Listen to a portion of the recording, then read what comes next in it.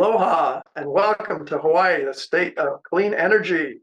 I'm your host, Mitch Ewan, and our underwriter is the Hawaii Energy Policy Forum, and that's part of the program of the Hawaii Natural Energy Institute. So I'm pleased to welcome our guest, John Miller. He's the president and co-founder of Moana Pacific, and that's an impact story, a company. And we're going to be talking story today about Moana Pacific and the Moana Pledge.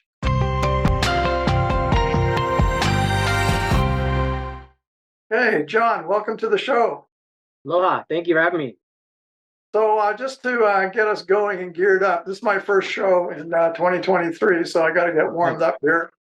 So let's just tell us a little bit about yourself. Where are you from? And I understand you're a submariner. Absolutely, yeah. So I'm originally from Minnesota. Was born and raised there. I'm actually adopted. My biological mother was a 12-year-old orphan from the Vietnam War and brought over to the United States during Operation Baby Lift, and then had me and I was adopted and raised in Minnesota and went to high school there. And then I joined the Navy when I was about 19 years old and spent about 11 years in the Navy as a nuclear engineer, electrical engineer for power plants on submarines, a submariner, and as well as a U.S. Navy diver. And also did 3 deployments to the Middle East and then did diving operations recovering the victims from the Minnesota bridge collapse.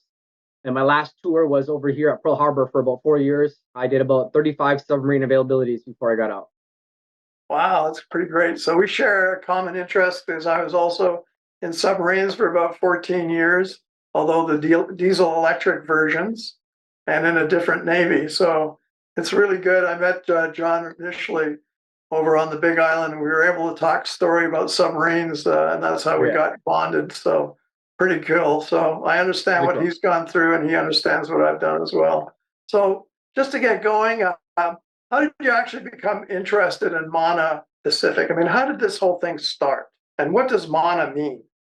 Yeah, it's an interesting origin story. I started first, got out of the Navy and got into renewable energy in Hawaii here, started doing projects for Walmart, the U.S. Air Force, up at Cannon Point Satellite Tracking Station, University of Hawaii, and a lot of businesses. And I kind of realized, all the people that are getting renewable energy really didn't need it, very wealthy institutions or business owners. And so through my time in politics, I also did some stuff with Tulsi Gabbard's campaign and brought me down to American Samoa and went down there and met with, helped them with some water issues first. They had some issues with leaking pipes and energy usage. And so helped them there. And it really built a lot of trust with their executive director, High Chief Utue Malai, who's the executive director of the Power Authority. And so through that relationship, we built a 1 megawatt solar farm to really help American Samoa bring energy savings to all their people. And then Utu brought me to the Manua Islands. The sacred Manua Islands were actually the god Tagaloa bestowed the Tui Manua Kingdom 3,500 years ago, and actually controlled an area larger than the continental United States by canoe. And so on those islands, we basically developed the first 80% renewable energy island. So the islands were basically powered exclusively by diesel fuel, by barrels. And sometimes literally when the winds would be so heavy, they couldn't dock a ship. So sometimes they had to throw the barrels of oil into the ocean and people have to swim out and grab them or bring them to shore. And so it was presented extreme threat to the reef there. Actually, some universities are actually studying the reefs there, and actually some of the colonies there are being researched because they actually can adopt and change their DNA towards to adapt to climate change and ocean acidification. So very important coral, and more importantly, they have some of the highest energy rates in these islands, and sometimes have to go without power. And so we developed those projects, and they got federal funding, so they had to put them up for bid. And then I had to bid against our own projects, and we fortunately won and was selected by both the utility company and National Renewable Energy Laboratories. And so that island, Ofu and Olasenga, 2 islands together, share the same grid, are powered exclusively or 80% by renewable energy. And then we helped develop the island of Ta'u. And then we brought in Tesla and Solar City, which later they ended up constructing that project. And those were the first 100% renewable energy islands after the EPA added some additional funding in the U.S. Department of Interior to make those islands 100%. So now they can go exclusively on 3.5, 4 days of solar energy alone. And so from that time, then I worked with Utu and helped him bring in the first privately financed project into American Samoa. And through those projects, Utu really let me know a lot about his background, and he with 11 of his other colleagues who are other utility managers across the Pacific, formed an organization called the Pacific Power Association, which united all 26 utilities across the 22 Pacific Island countries and territories together to kind of really cross-collaborate information, cross-pollinate, and kind of work together as a unit rather than working individually, because many of the problems are the same. Then later he also formed the Pacific Water and Wastewater Association.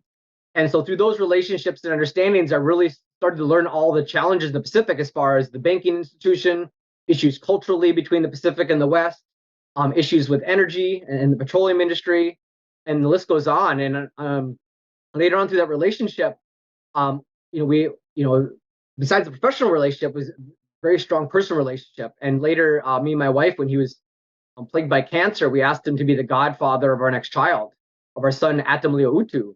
And he graciously accepted, but unfortunately 4 days later he had passed away. And so through that time, had a really big thing in my life, like what am I really doing? Where do I need to go with these things? I was later at this energy conference with doing a Pentagon report, and the U.S. government was looking at what happens in an island when there's a disaster. How do we respond to disasters, and what things can we do to kind of make islands resilient so that we can minimize those things? And being a nuclear engineer in energy, I was in the energy group and got to work on all the different things. And at the end of it, the short story, what we determined was energy was the most important thing in disaster response or for preparation. And that was, energy was the single most important thing. But if you need communications, you need energy. If you want food, right, frozen foods requires energy.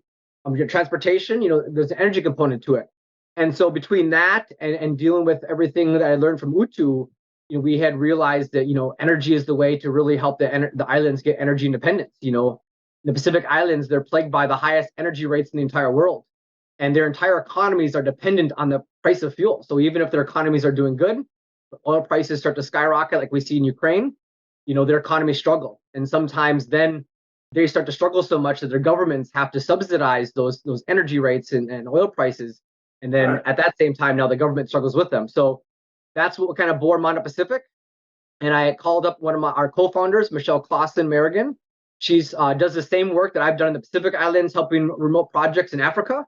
And Africa is a very similar market, tribal, just landlocked as opposed to the ocean, but very high energy rates in similar situation. And so we bore Moana Pacific to kind of really take all the wisdom from all of our elders and ancestral wisdom and bring the technology and resources to the Pacific Islands and let them be the example for the rest of the world of what living in harmony with our environment looks like, and truly be the economic example that I think will really move the needle and get people to understand the benefits of moving to renewable energy. Not just about saving our lives and the planet and the climate crisis. For those that are economically driven, it makes complete sense, and it's something we should have been doing, decades ago. So what does Mana mean?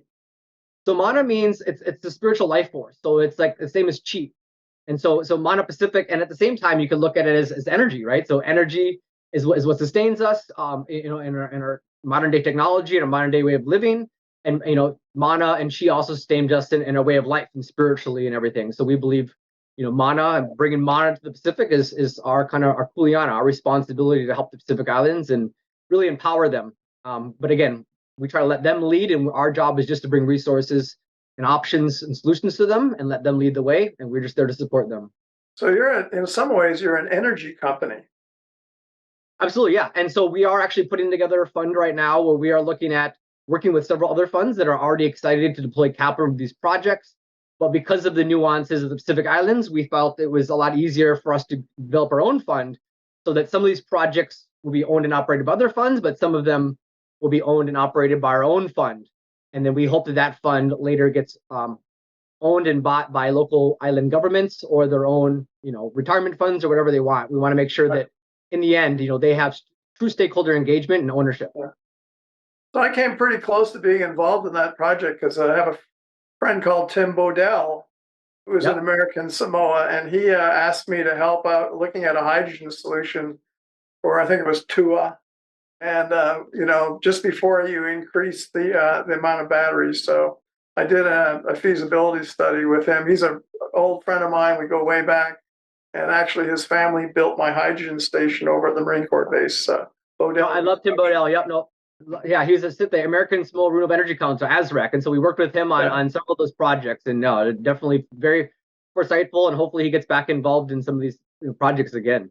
Yeah, exactly. So wow, some really close coincidence there is with the planets and the stars aligning. So They're bringing us let's together now. We're supposed to meet back then, but now we're meeting today for your first exactly. episode. So now let's climb into our slide deck where we can go right through the whole process and describe how your system works. And it's some very good information. So let's take it away. Let's get the second slide up. Absolutely, yeah. So first and There we go. foremost, as a company, we are a benefit corporation, and so in Hawaii, that's called a Hawaii Sustainable Business Company. And so what that means, we have a triple bottom line. So as opposed to most corporations, look after just the profit margins, and some people kind of might argue that's the problem, is we only look at the dollars and cents. The benefit model has a triple bottom line of people, planet, and profit.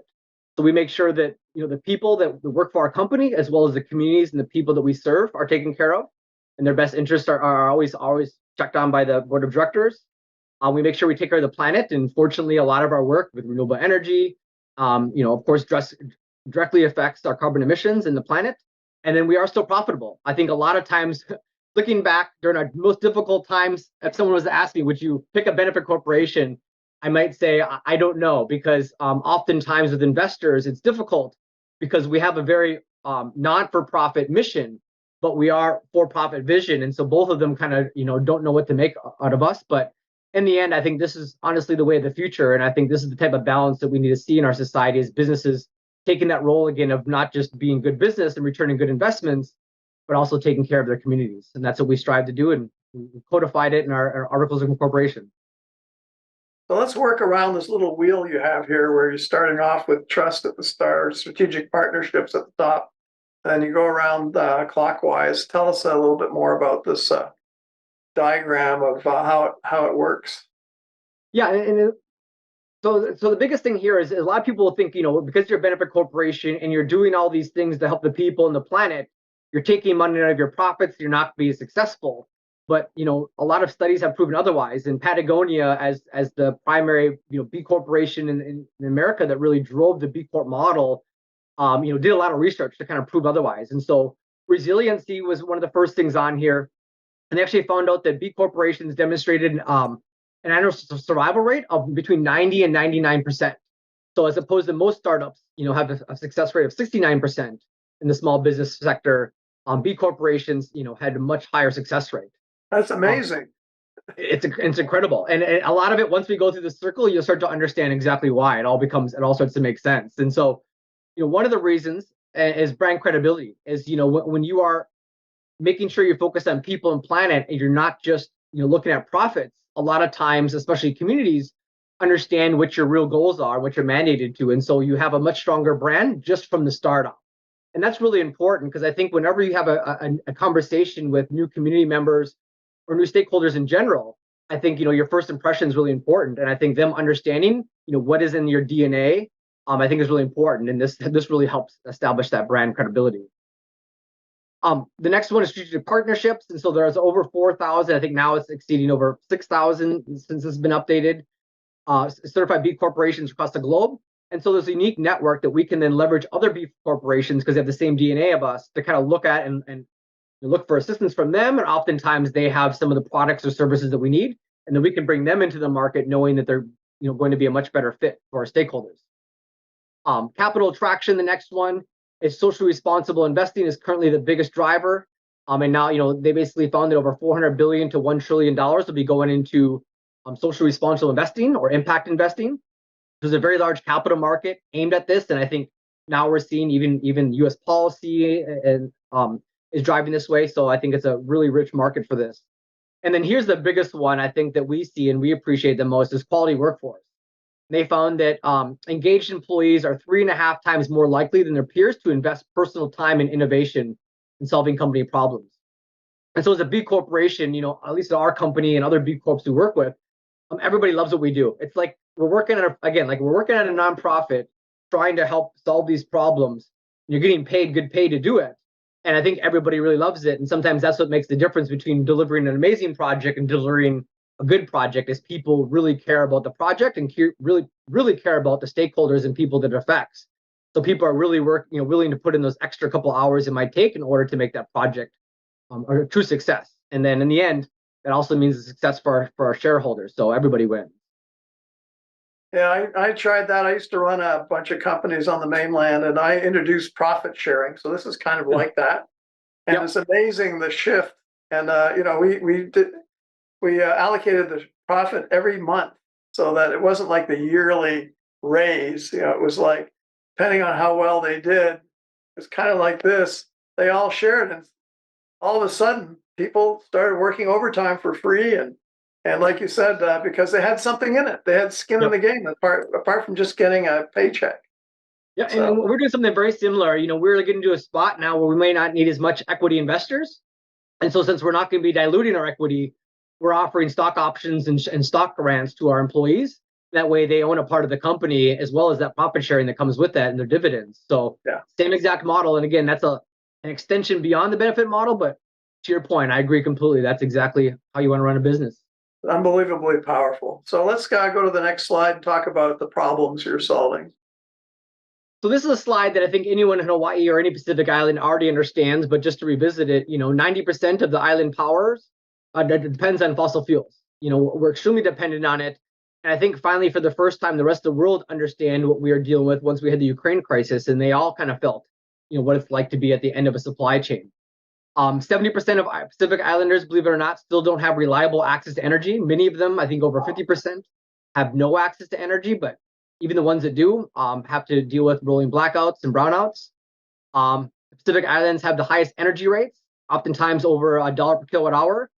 And over 30,000 islands are in the front lines of climate change. So we have a real situation where the Pacific Islands are in desperate need of solutions, and not just energy solutions, but how do we address the rising sea levels? So. Right. Okay, next slide, please. Yeah, and we'll try to go through these quickly because I noticed we are running short on time here. Yeah. But yeah, so one of the biggest things is why hasn't this been solved already? And there's a lot of different reasons why the Pacific Islands haven't been an attractive market, and a lot of it comes down to just economies of scales, very remote regions. Every island has a very different way of doing business, or they have different contracting terms, and there's a lot of lack of local skills. And so because of that, there's not a lot of financing and developer interest in this market. And so we just took a look at a lot of those things and put together our initial approach, which is called the Moana Pledge. If we go to the next slide, the very next thing that we did was then, once we thought we had it figured out, we decided to pretend that we didn't know it all and started having inclusive collaboration with different stakeholder engagements. So we basically spent several months with multiple different groups, including Pacific Island leaders, financial institutions, UN development partners, NGOs and IGOs that work on the Pacific Islands, technology companies and energy regulators to really discuss, what are these key barriers and what are the problems and what were their solutions. And so the biggest things that we heard from people was that there's so many energy plans and commitment goals, but there was no accountability structure and no framework to work through those commitments. There's also not a single one-stop shop to basically go and get the financing and deliver these projects. And so that's what kind of bore us and proved our model to the Moana Pledge. And we, of course, made some tweaks from a lot of the feedback we got. And so the next slide here is really what the Moana Pledge is in a nutshell. It's a development accelerator engine. The Moana Pledge speeds the funding and delivery of renewable energy projects to the Pacific Islands. And so what it really is a signed commitment between the island leaders that looks to standardize, master sales agreements, engages an online marketplace to basically bring the funders and the vendors of the equipment and the Pacific Island utilities that need these energies together, and then really works to accelerate the development of these projects, and most importantly, brings economies of scale. So as a single Pacific Island looking for renewable energy, competing against the United States, they're smaller than some of our mid-sized cities. But if we're able to put the Pacific Islands together, we're talking a $57 billion market. So even just a small tranche of the Pacific Islands can command several $billion of energy needs. And so when you start negotiating, purchasing of equipment, now you can start talking most favored nation pricing, and you start talking, financing instruments rather than financing, 60 projects across several different islands. We can put together financing in one large portfolio, blend the risk across several different islands, and blend the energy rates across those insurance policies, and really helps bring economies of scale and lower transaction fees. And we really think that is, the best way to do this. And so then to prove this model, again, we always wanted to make sure we had validation, not just from the stakeholders, but from the experts. And so we work with the Solar Impulse Foundation. And I don't know if you're familiar with them, that they actually landed a mile behind my backyard when I lived in Oahu at Kalaeloa Airport. And so that's the first solar airplane that flew around the world without a single drop of fossil fuels, just solar and All battery. right. Yeah, And so yeah. they create a foundation from that. They basically finds, the first 1,000, solutions to help address the energy crisis. And so we had their panel of experts go through it. We had to go through several different layers of experts. And they basically certified our solution as a scalable, efficient, and profitable approach to impact the environment and address the climate crisis. So this is kind of a good visualization of what it really is. And at the top level here, with all the Pacific Island nations, the idea here is that they can sign on to this compact, and the idea is we want it to be a non-binding compact. Back in the day, a lot of agreements didn't used to be, pen and paper and contracts with all these teeth. They were handshake agreements based on everyone's integrity, and what you said was your word. And if you didn't keep that word, you oftentimes found yourself outside of that circle.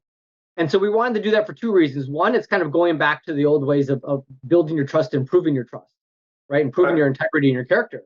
And two, we also understand with the climate crisis, it's really important that we have to move at a much more higher urgency, than we can with the compact. And so a compact might, require 2/3 signatures of a Congress. You're talking 22 nations. And you start adding lobbyists from fossil fuel industries in there, there's a good chance it's not going to succeed or go anywhere. And so we thought that by having this as a non-binding agreement to lay out the framework, this would allow everybody to come together and say, we've come to an agreement on what these terms and conditions can be and how we can work together and what the benefits will look like. And then at the very next level is basically the more binding master sales agreements in each territory. And that allows all the agreed terms and conditions that we have in the Moana Pledge to be adopted into each territory, but then those individual territories to then customize that binding contract to first their own laws and regulations and their own constitutional requirements. And then secondly, what I think is most importantly, adopt the actual agreement to their own cultural, their own cultural needs and sensitivities, because every one of these islands, while Pacific Islands are very similar, we're also very different in our cultural and our language and the way that we do business and the way that we adopt these projects.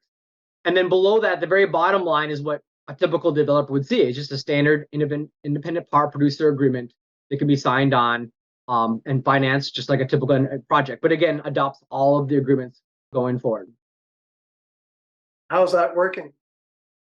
Really good. And so we were fortunately enough, we got to present at the Pacific Islands Forum last year. It was actually a unique forum because of the geopolitical tensions between the US and China. They were actually asked not to present, and they focused specifically on uniting the Pacific Islands together and the energy crisis and the climate crisis. And so we were graciously invited to present. We were the only private entity that was allowed to present, and we presented the Moana Pledge. And from those conversations now, we're working with SPC and the finance ministers.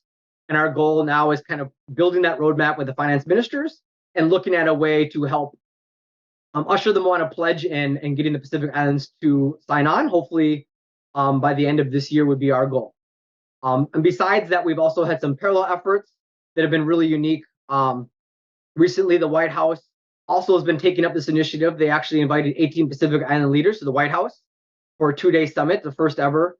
And they held them there and signed the first ever US Pacific partnership, where the Biden and Harris administration went ahead and pledged a bunch of support to Pacific Islands and these 11 mandates to really help the Pacific Islands on these energy needs and the climate crisis and COVID and the rising sea levels.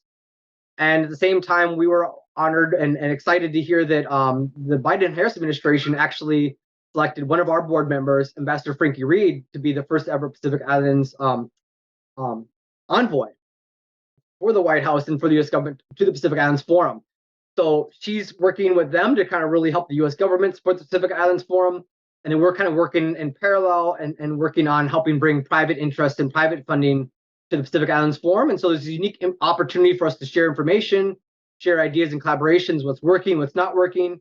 And hopefully through that communication can help bolster both of our programs to be a better success for, most importantly, the Pacific Islands. We really think that them getting their energy sovereignty is really the true to building trust and relationships in the Pacific Islands.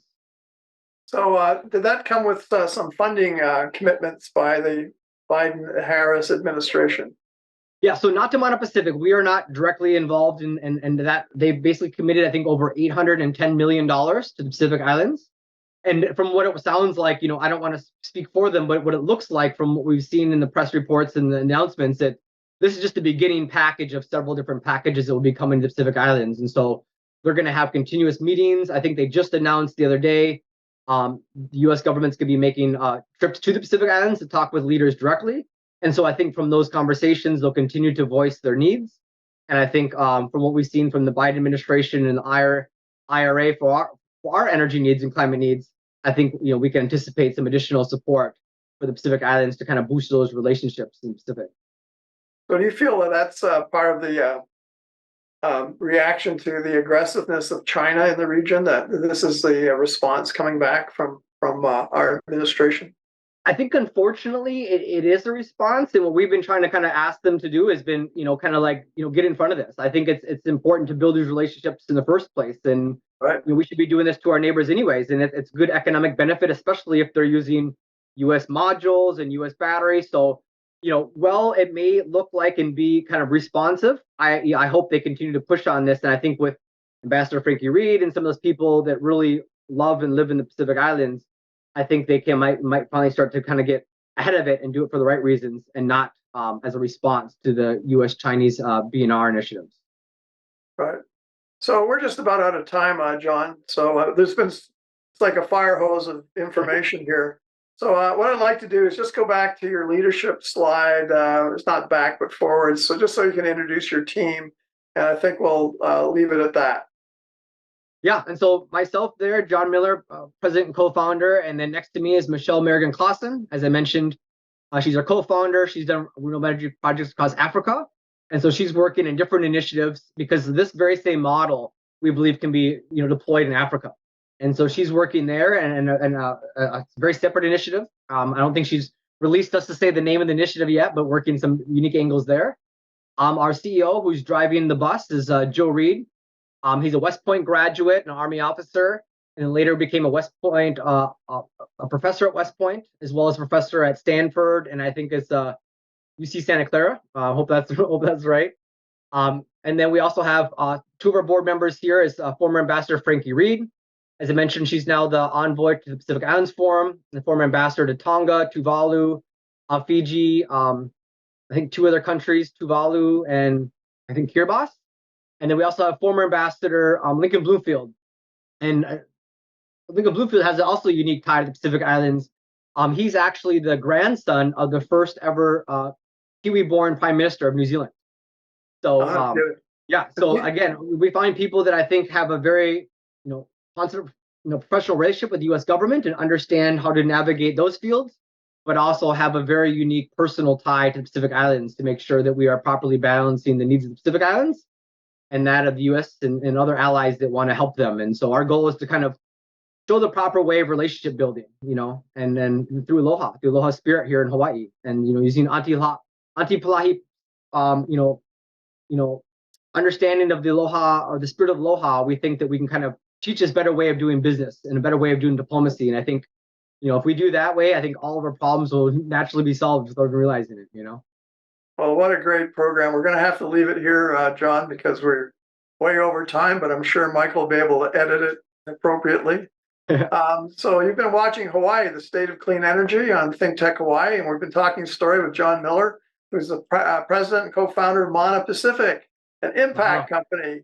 And they're doing fantastically great work out there in the Pacific Islands and taking our Aloha spirit out there. So thank you, John, very much for coming on the show. Thank you. Appreciate it. Appreciate your time. This has been great. So, and thanks to our viewers for tuning in. And I'm Mitch Ewan. We'll be back in 2 weeks with another edition of Hawaii, the State of Clean Energy. So aloha, everyone.